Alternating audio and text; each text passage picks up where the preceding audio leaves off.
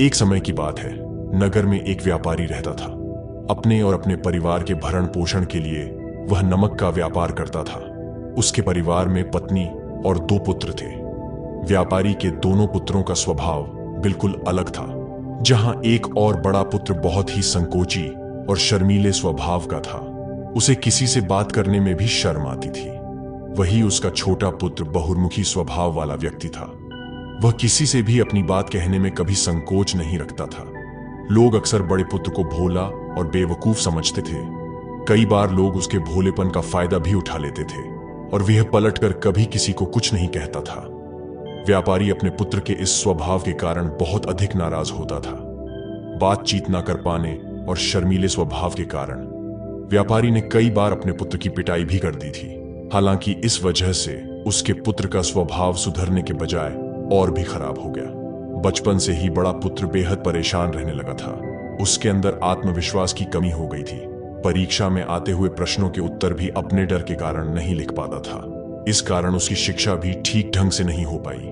बड़ा पुत्र जब युवावस्था को प्राप्त हुआ, तब व्यापारी ने उसे अपने साथ व्यापार में हाथ बटाने को कहा। अपने पिता से डर के कारण वह व्यापार करने को तैयार हो गया, किंतु वह कई बार ऐसी गलतियां कर देता था जिससे व्यापारी बहुत अधिक नाराज हो जाता था। एक दिन व्यापारी किसी दूसरे काम के कारण शहर गया हुआ था। उस समय उसकी दुकान पर बड़ा पुत्र बैठा हुआ था। तभी कुछ लोग आए और उन्होंने बड़े पुत्र से कहा कि हमें तुम्हारे पिता ने भेजा है। उनका यह संदेश है कि इस समय दुकान में नमक की जितनी बोरियां रखी हुई हैं, वह सब हमें दे दो। उन्होंने नमक की सभी बोरियों को शहर मंगवाया है। व्यापारी का पुत्र उनसे प्रश्न पूछने की हिम्मत जुटा ही रहा था कि वे दोनों आदमी दुकान के अंदर घुस गए और दुकान में जितनी भी नमक की बोरियां रखी थीं, सबको तांगे में रखा और लेकर चले गए। व्यापारी के पुत्र ने उन्हें रोकने का प्रयास किया, किंतु संकोच और शर्मीलेपन के कारण वह उन्हें कुछ कह नहीं पाया। उसने मन ही मन सोचा कि यदि मैं इन्हें नमक ले जाने से रोकूं, तो पिताजी मुझ पर नाराज होंगे। कुछ समय बाद जब व्यापारी शहर से वापस आया, तो खाली दुकान देखकर उसने अपने पुत्र से प्रश्न किया कि नमक की बोरियां कहां गई? यह दुकान इतना खाली खाली क्यों है? तब बड़े पुत्र ने धीमे स्वर में कहा कि कुछ लोग दुकान पर आए थे और उन्होंने मुझसे कहा कि आपने नमक की बोरियों को शहर मंगवाया है, और दुकान में से सारी बोरियों को निकाल कर लेकर चले गए। व्यापारी ने अपना सिर पीट लिया। उसने अपने पुत्र को दुकान से धक्का देते हुए कहा कि तू मूर्ख का मूर्ख ही रह जाएगा। वे लोग तुझे बेवकूफ बनाकर सारा सामान ले गए। तुमने मेरा बहुत भारी नुकसान करवा दिया। यहां से दूर भाग जाओ और घर वापस मत आना। यदि तुम वापस आए तो मैं तुम्हें पीट पीट कर सीधा कर दूंगा। व्यापारी का बड़ा पुत्र इस बात से बेहद दुखी हुआ। एक बार फिर उसके शर्मीले स्वभाव के कारण उसके पिता उससे और अधिक नाराज हो गए। साथ ही व्यापार में भी इतना नुकसान हो गया। उस समय नगर के सभी लोग व्यापारी के पुत्र पर हंस रहे थे और उसका मजाक उड़ा रहे थे। उसे बहुत अधिक शर्मिंदगी महसूस हो रही थी। यही वह समय था जब उसने सोच लिया कि अब उसके जीवन में कुछ भी ठीक नहीं हो सकता है। वह सदैव मूर्ख का मूर्ख ही रह जाएगा और इस समाज में रह रहे लोगों के साथ कदम से कदम मिलाकर कभी नहीं चल पाएगा। व्यापारी का पुत्र नगर से बाहर आ गया और एक नदी के किनारे बैठकर खूब रोया। गहरे पानी को देखकर उसके मन में विचार आया कि अब उसके जीवित रहने का कोई फायदा नहीं है। उसने सोच लिया कि आज वह इस नदी में डूबकर अपने आप को समाप्त कर लेगा। असफल जीवन जीने से अच्छा है कि वह स्वयं को समाप्त कर ले। उसने जैसे ही नदी में छलांग लगाई, एक बौद्ध भिक्षु ने उसे बचा लिया और नदी से बाहर निकाल कर ले आए। व्यापारी का पुत्र बौद्ध भिक्षु पर नाराज होने लगा और कहने लगा कि तुमने मुझे क्यों बचाया? मैं इस असफल जीवन को जीना नहीं चाहता। बौद्ध भिक्षु ने उसे समझाया कि जीवन एक ही बार मिला है और यदि तुम जीवित ही नहीं रहोगे तो असफलता को खत्म करके सफल कैसे बनोगे? तब व्यापारी के पुत्र ने कहा कि मेरे जीवन में बहुत अधिक समस्याएं हैं। यह सभी समस्याएं मेरे संकोची और शर्मीले स्वभाव के कारण हुई हैं। मैंने अपने पिता का नुकसान करवा दिया। मैं एक अच्छा पुत्र नहीं हूं। अपने स्वभाव के कारण मैं शिक्षा ग्रहण भी नहीं कर सका। यह सारा संसार मुझे मूर्ख समझता है। क्या किसी मूर्ख को इस संसार में जीने का अधिकार है?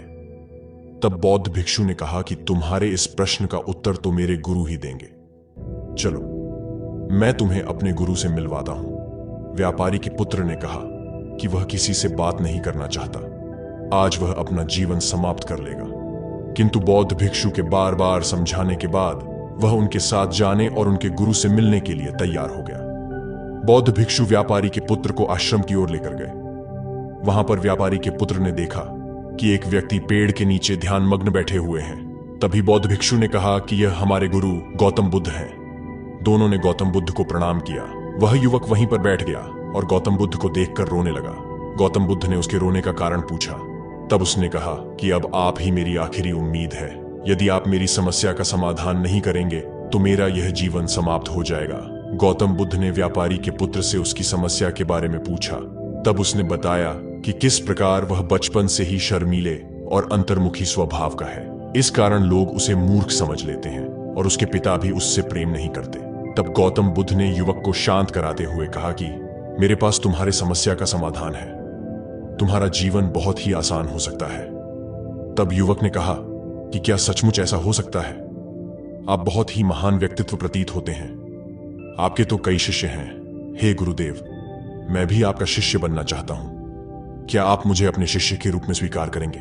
गौतम बुद्ध ने कहा कि हां, अवश्य। युवक ने कहा कि ठीक है गुरुदेव, अब मुझे वह उपाय बताइए जिससे कि मेरा जीवन बदल जाए। गौतम बुद्ध बोले, किंतु उससे पहले तुम्हें मेरे कुछ महत्वपूर्ण कार्य करने होंगे। यदि तुम मेरा यह कार्य करो तब मैं तुम्हें कुछ ऐसे उपाय बताऊंगा जिनके कारण तुम्हारे जीवन में सब कुछ ठीक हो जाएगा और तुम्हारे पिता भी तुमसे प्रसन्न रहेंगे। गौतम बुद्ध ने उस युवक को कहा कि आज से 3 दिन बाद मैं तुम्हें ऐसे उपाय बताऊंगा जिससे तुम्हारा जीवन बदल जाएगा, किंतु 3 दिनों तक तुम्हें मेरे सभी कार्य करने होंगे। मैं जैसा कहूंगा यदि तुम वह कार्य को करने में सफल रहे तो तीसरे दिन के बाद तुम्हारा जीवन बदल जाएगा।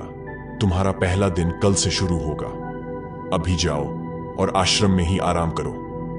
अगले दिन व्यापारी का पुत्र गौतम बुद्ध के पास पहुंचा और कहा कि हे गुरुदेव, मुझे पहले दिन का कार्य बताइए। तब गौतम बुद्ध ने कहा कि आज तुम्हें 10 अजनबी व्यक्तियों से बातचीत करनी है और उनका हाल जानना है। इसका लेखा जोखा शाम तक लेकर आना। व्यापारी के पुत्र को बड़ा ही संकोच महसूस हुआ, किंतु उसने गौतम बुद्ध को हां कह दिया। वह निकल पड़ा 10 अजनबी लोगों से बातचीत करने। शुरू में उसे बहुत अधिक संकोच हुआ। कई लोग तो डांट कर भगा देते थे। उसके सामने अपना जीवन बदलने का यही एक उपाय था। आखिरकार कोशिश करते हुए उसने 10 अजनबी लोगों के नाम और उनके व्यापार का लेखा जोखा प्राप्त कर लिया। शाम को जब वह गौतम बुद्ध के पास पहुंचा तो प्रसन्नता के साथ उसने गौतम बुद्ध को बताया कि आज का कार्य उसने सही ढंग से पूरा कर लिया है। कुछ लोग तो उसके मित्र भी बन गए हैं। दूसरे दिन फिर वह युवक गौतम बुद्ध के पास पहुंचा। तब गौतम बुद्ध ने कहा कि आज का कार्य है, तुम आश्रम में रह रहे 10 शिष्यों को संबोधित करते हुए उन्हें जल के उपयोग के विषय में पढ़ाओगे। गौतम बुद्ध की बात सुनकर व्यापारी का पुत्र हक्का बक्का रह गया। उसने कहा कि आप मुझसे किस प्रकार का कार्य करवा रहे हैं? मैं अपनी शिक्षा ठीक से पूरी नहीं कर पाया हूं। मैं यह कार्य नहीं कर पाऊंगा। तब गौतम बुद्ध ने कहा कि ठीक है, तब मैं तुम्हें उपाय भी नहीं बताऊंगा। व्यापारी के पुत्र ने प्रार्थना करते हुए कहा कि आप जानते हैं मेरी शिक्षा अधूरी है, फिर मैं किस प्रकार बालकों को शिक्षा दे सकता हूं? गौतम बुद्ध ने मुस्कुराते हुए कहा कि यहां सिर्फ मैं जानता हूं कि तुम्हारी शिक्षा अधूरी है, बालक नहीं जानते।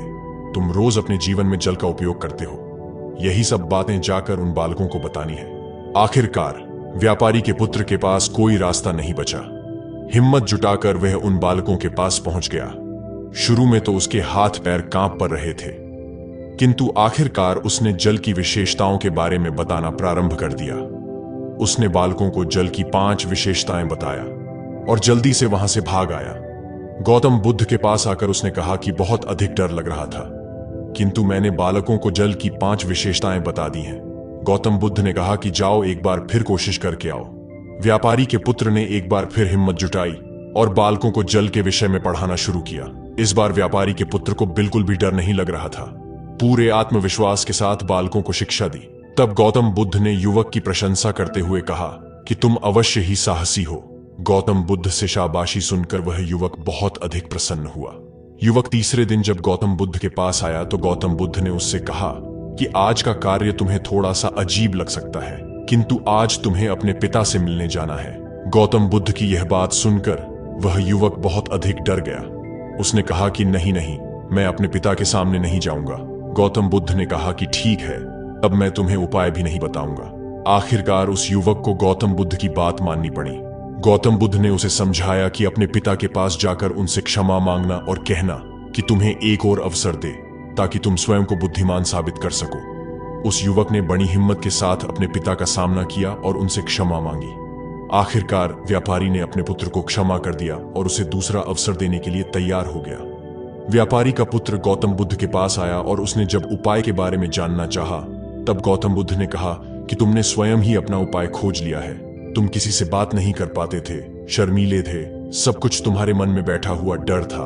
हम कितने आत्मविश्वासी हैं, कितने शर्मीले हैं और हमारे अंदर कितना डर है, यह सिर्फ हमें पता होता है। बाहरी दुनिया में किसी को नहीं पता होता है। बाहरी दुनिया में हम स्वयं को जिस प्रकार का दिखाते हैं, लोग हमें उसी प्रकार का समझते हैं। अगर तुम आत्मविश्वासी नहीं हो तो भी अनजान व्यक्तियों के सामने यदि आत्मविश्वास होने का अभिनय करो तो किसी को पता ही नहीं चलेगा कि तुम कौन हो। वह युवक समझ चुका था कि गौतम बुद्ध उसे क्या बताना चाह रहे हैं। गौतम बुद्ध को धन्यवाद किया और उनसे वादा किया कि वह जीवन में सफल होकर दिखाएगा। दोस्तों, यह वीडियो पसंद आई हो तो इसे लाइक जरूर करें और चैनल को सब्सक्राइब करना ना भूलें। आपके आसपास भी कोई ऐसा शर्मीला और संकोची स्वभाव का व्यक्ति है तो उसे यह वीडियो जरूर शेयर करें ताकि उसकी सहायता हो सके। धन्यवाद।